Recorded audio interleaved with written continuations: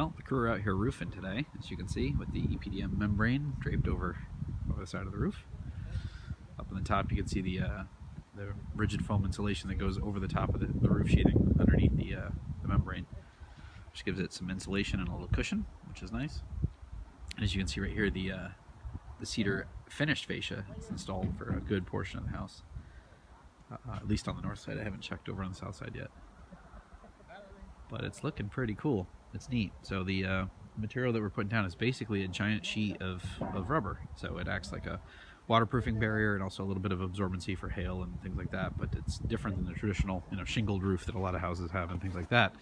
And in part we have to do that here because the roof pitch is so flat, or relatively flat I should say. Regular shingles wouldn't survive ice damming and all that kind of stuff that would happen. So that's what's going on here. I'll take another couple of videos about this process and hopefully learn something along the way.